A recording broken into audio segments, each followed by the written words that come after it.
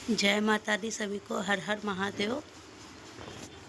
आज पढ़ेंगे हिंदी साहित्य का दूसरा इतिहास, बच्चन सिंह रासो काव्य।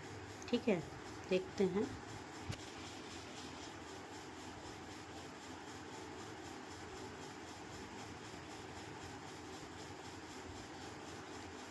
रासो शब्द की उत्पत्ति और प्रयोग के संबंध में विद्वानों एक मत नहीं है। आचार्य शुक्ल ने रसायन से बना मानते हैं।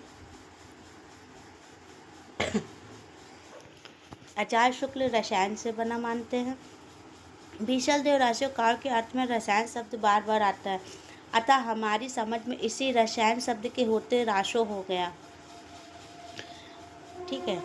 अन्य लोगों में कुछ लोग इसे राजयस, राजयज्ञ, रहस्य से निकला हुआ मानते हैं। हजारी प्रसाद द्विवेदी जी इसे नाट्य उपरूपक राशक से प्रादुर्भूत कहते हैं। मतलब हजारी प्रसाद द्विवेदी जी उपरूपक राशक मानते। ठीक है। रासो लोक प्रचलित नाट्य रास से निकला हुआ प्रतीत होता है। भागवत का रास भी लोक से लिया गया, और नाट्य का राशक भी। इसमें गीत और नाट्य दोनों का मिश्रण होता है। भागवत की रासलीला से ही यह सिद्ध है। ब्रजमंडल की रासलीला लोक प्रचलित रास का ही विकसित रूप है। जैन अपभ्रंश में रास की लंबी परंपरा है। रास से ही रायन रास आदि बने हैं। जैन रास मूलतः सांप्रदायिक है, किंतु साहित्य में प्रविष्टि होकर इसका रूप श्रृंगार वीर मिश्रित हो गया है। काव्य प्रकृत रासो काव्य की मूल प्रकृत सामंतों के राजाओं के शौर्य और विकास का अतिरंजित चित्र प्रस्तुत करना सामंती चरित्र के ये अनिवार्य अंग हैं। कौन से? रासो काव्य की मूल प्रकृत सामंतों और राजाओं के शौर्य और विकास का अतिरंजित चित्र प्रस्तुत करना सामंती चरित्र के अनिवार्य अंग है। शोभा है, शौर्य और विलास में कौन प्रधान है कहना कठिन। शौर्य का प्रदर्शन विलास को लेकर और विलास प्रियता शौर्य को लेकर, दोनों में द्वंद्वात्मक संबंध है। किसी की सुंदर लड़की देखी कि उसे प्राप्त करने की चढ़ दौड़े। आगे देखते हैं। इस समय मुसलमानों के आक्रमण में और तेज हो गए। हर्षवर्धन की मृत्यु के बाद कोई केंद्रीय सत्ता नहीं थी जो विदेशी आक्रमणों को मुंह तोड़ उत्तर देती। पश्चिमोत्तर प्रदेशों में गहरवाड़, चौहान, चंदेल, परिहार आदि राजपूतों के अलग अलग राज्य थे और वे आपस में लड़ा करते थे। युद्ध उनका व्यवसाय था। विलास खेती थी और यदि कभी राजाओं में संधि होती भी थी तो वो किसी भी तुच्छ कारण से कभी किसी क्षण टूट सकती थी। 8वीं शताब्दी में अरबों के सिंध पर आक्रमण किया और वहां पर अपना राज्य भी स्थापित कर लिया था, किंतु इसका प्रभाव शेष भारत पर नहीं पड़ा। 11वीं शताब्दी के आरंभ में तुर्कों का आक्रमण शुरू हुआ।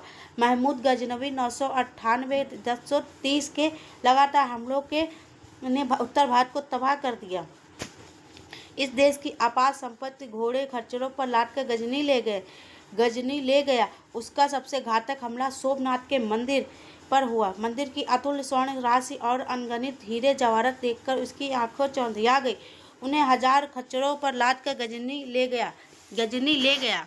आगे देखते हैं।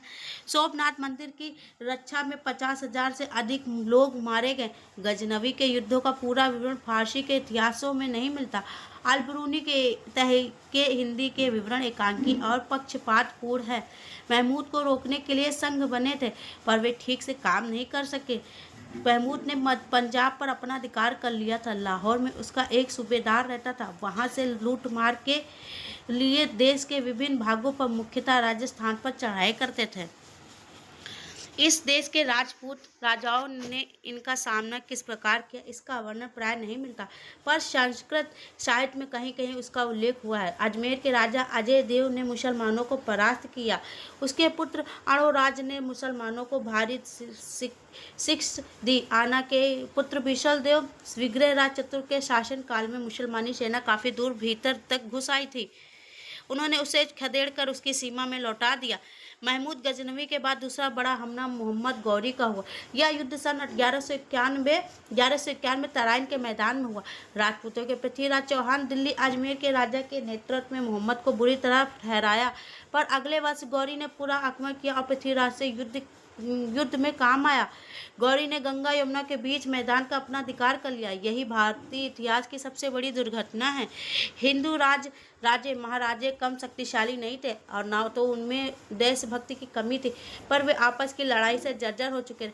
झूठे आत्मसम्मान के लिए मर मिटना उनका स्वभाव हो गया था।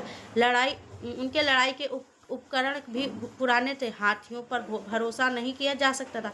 हिंदू नैतिकता और शत्रुओं के प्रति दया भाव से भी उनकी कम क्षति नहीं हुई। यदि ऐसा ना हुआ होता तो तराइन का दूसरा युद्ध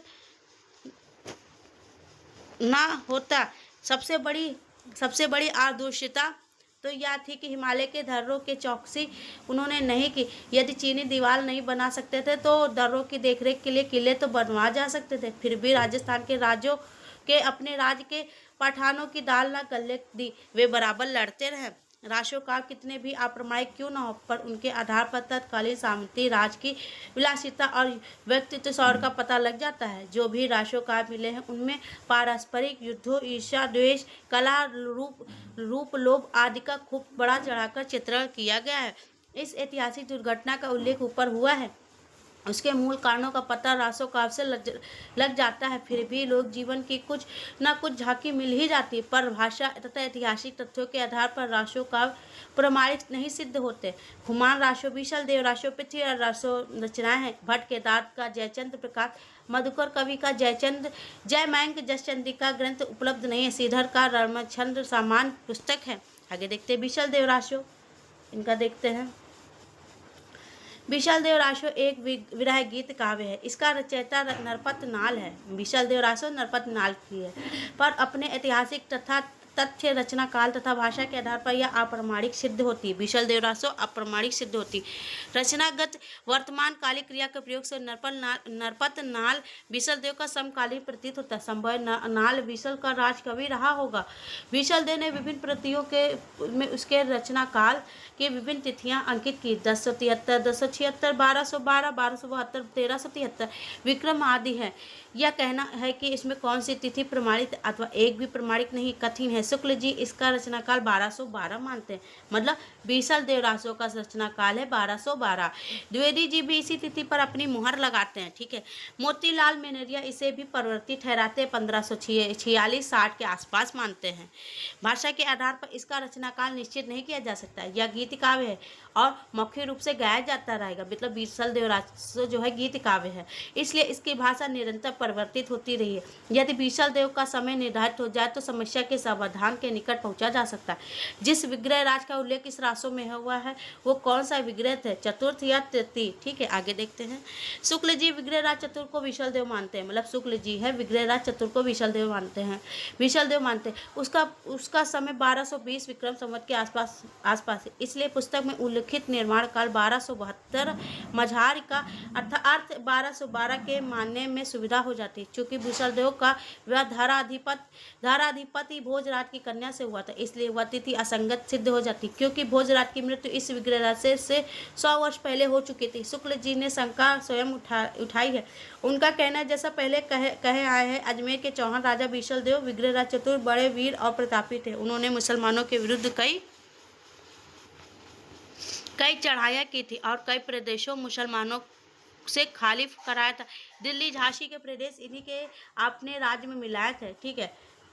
इनके वीर चरित्र बहुत कुछ वर्णन इनके राजकवि सोमदेव रचित ललित विग्रह नाटक संस्कृत में है, जिसका कुछ अंश बड़ी बड़ी शिलाओं पर खुदा हुआ मिला है और राजपुताना म्यूजियम में सुरक्षित है। पर नाल ने इस बीशल देव राशो में जैसा कि ना होना चाहिए था, ना तो उक्त वीर राजा की ऐतिहासिक चढ़ाइयों का वर्णन है, न शौर्य पराक्रम। श्रृंगार रस की दृष्टि से विवाह और रूठकर विदेश जाने का प्रोषित पत्रिका के वर्णन के मनमाना वर्णन है। अतः इस छोटी सी पुस्तक को बीशल देव ऐसे वीर का राशो कहना खटकता है। पर नाल विग्रहराज चतुर्खा नहीं, तृतीय का समसामयिक था। वह चौथे विग्रहराज की तरह सूरवीर नहीं था। जहाँ तक सौर और श्रृंगार का संबंध है, वह अर्ध सामंत था, यानी विलासी तो था ही, वीर नहीं था। ऐसे राजा को राष्ट्र श्रृंगारिक ही हो सकता है। भोजराज का उत्तराधिकारी 1116 विक्रम संवत में विद्यमान था। विग्रहराज तृतीय ने सेना भेजकर उसकी सहायता की थी। इस तथ्य के आधार पर माता प्रसाद गुप्त ने बीसल देव रासों का समय 1150 विक्रम संवत आसपास ठहराया है। बांसवाड़ा, उज्जैन, बेतवा के दान पात्रों और शिलालेखों के आधार पर भोजराज का समय 1076 1115 ठहराया है। ऐसी स्थिति में विग्रहराज तृतीय के भोजराज की बेटी राजमती से विवाह होना बिल्कुल संभव है। रासों के आरंभ में भोजराज की प्रसिद्ध की गई हो सकता है। ग्रंथ का शुभारंभ राज्यारोहण को ध्यान में रखकर किया गया, अतः 1076 विक्रम संवत को इसकी रचना का मानने में कोई अनुचित नहीं है। समारंभ मानने से कोई अनुचित नहीं है। विशल देव रासो 4 खंडों में विभाजित है। ठीक है, 4 खंडों में। पहले खंड में मालव के राजा भोज परमार की पुत्री राजमती से शाकंभरीश्वर विशल देव के विवाह का वर्णन है। दूसरे में राजमती से रूट कर रत्न ले आने के लिए विशल देव उड़ीसा का जाना का वर्णित है। तीसरे में खंड में राजमती का विवाह वर्णन है। चौथे में भोज का अपनी पुत्री मालव ले जाना वर्णित और उसी में विशल देव उड़ीसा के लौटने का राजमती के घर आने का प्रसंग समाविष्ट है। ठीक है, संदेश राशक नेक्स्ट क्लास में देखते हैं। जय माता दी, हर हर महादेव।